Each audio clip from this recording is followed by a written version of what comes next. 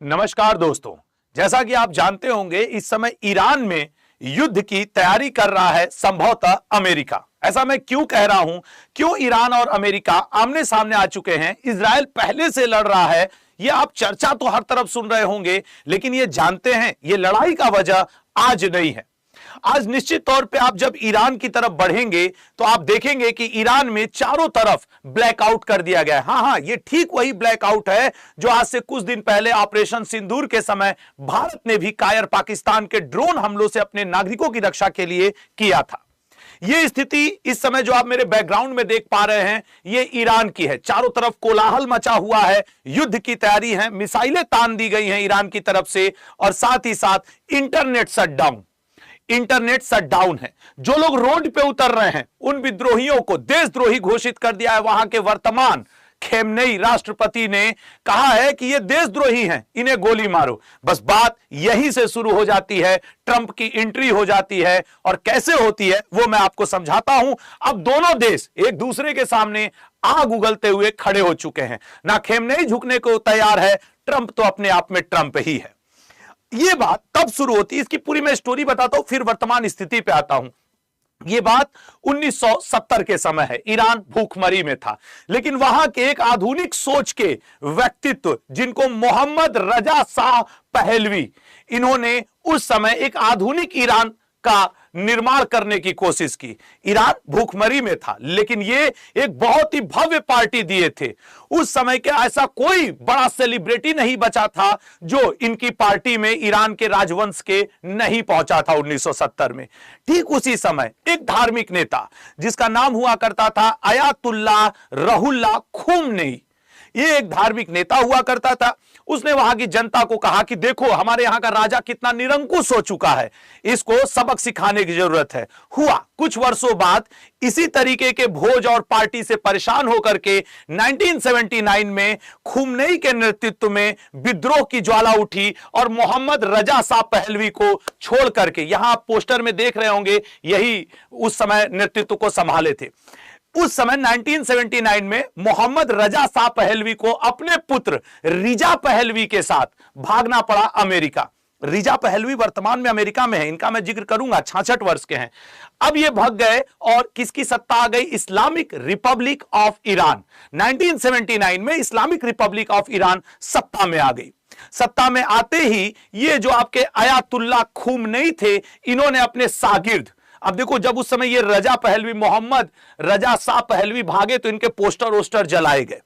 ठीक है, ये चले गए और अब आ चुका था खुमनेई, जो कि एक धार्मिक नेता था। उसने पूरी सत्ता को संभाल लिया और 1979 में सत्ता में आ चुका था और एक नई पार्टी बना ली, इस्लामिक रिपब्लिक ऑफ ईरान।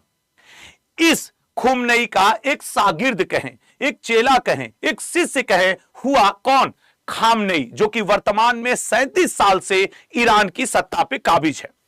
अब ये चुपचाप खामनेई शासन करते रहे, लेकिन इतिहास अपने आप को पलटता है। कभी ना कभी सोया हुआ नाग, सोया हुआ व्यक्ति, सोया हुआ व्यक्तित्व सामने ही आता है।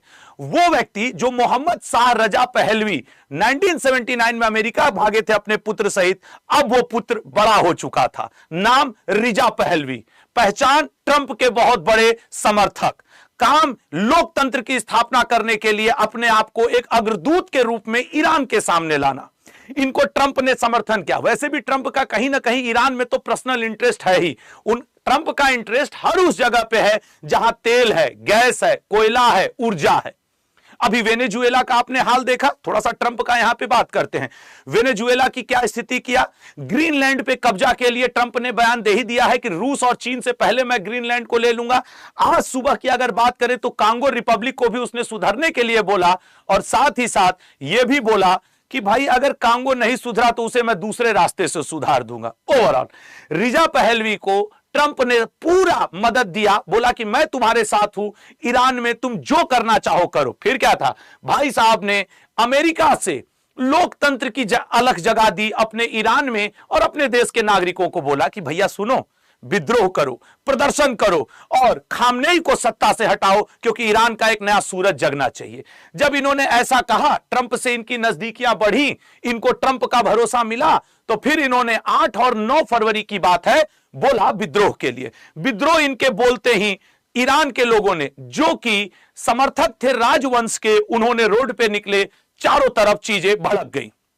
और ऐसे स्थिति में जो ईरान का वर्तमान राष्ट्रपति खामनेई है, उसने कहा कि ये लोग जो ईरान में तोड़फोड़ कर रहे हैं, आगजनी कर रहे हैं, ये देशद्रोही हैं। ट्रंप ने कहा अच्छा देशद्रोही हैं, मेरे दोस्त के कहने पे ये हुआ है।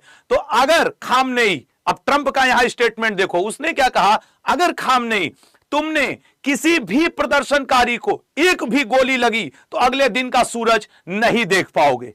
इंटरनेशनल मीडिया में चारों तरफ यह फैल गया कि भाई ईरान में सत्ता परिवर्तन की बयार उठ चुकी है।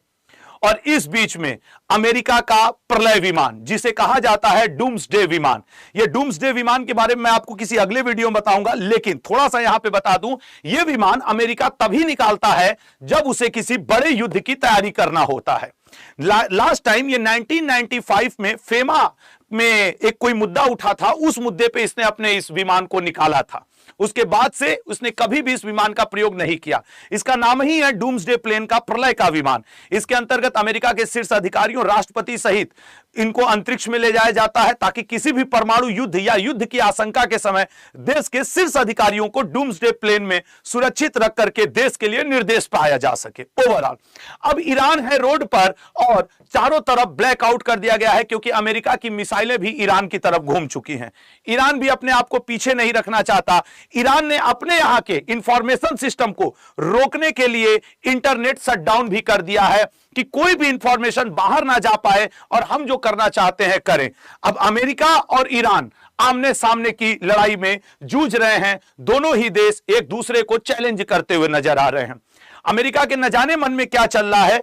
एक ही 2 दिन पहले ट्रंप भाई साहब ने 66 इंटरनेशनल ऑर्गेनाइजेशन को छोड़ दिया है। कोलंबिया को छोड़िए, कांगो को छोड़िए, ग्रीनलैंड पे कब्जा करने की भी बात कर ली है। एक साथ कई मोर्चा खोला हुआ है ट्रंप ने। वहीं आज ट्रंप के जो विदेशी नागरिक जो भारत में रहते हैं, वो आज पहुंच चुके हैं एम्बेसी पहुंचने पे दिल्ली में जो वहां के राजदूत हैं अमेरिका के, वो कहें नहीं नहीं, भारत हमारे लिए सबसे अच्छा साझेदार देश है। काहे का साझेदार देश? आपका राष्ट्रपति तो कह रहा है 500% टैरिफ लगाएंगे। ओवरऑल अभी भारत के मुद्दे पे नहीं आते हैं, रहते हैं ईरान और ट्रंप के मुद्दे पे।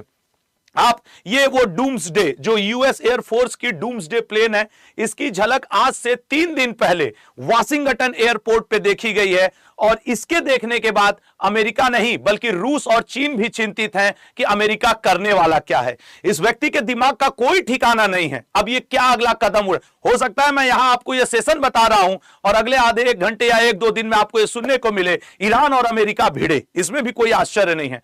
कमेंट बॉक्स में जरूर बताइएगा कि ट्रंप के दिमाग में इस समय क्या चल रहा है। ये जिस तरह लंबी लंबी सांसें भर रहे हैं, ये लंबी लंबी सांसें भर करके ये साबित कर रहे हैं कि मैं ईरान को छोड़ूंगा नहीं, मैं कांगो को छोड़ूंगा नहीं, मैं ग्रीनलैंड पे कब्जा करूंगा।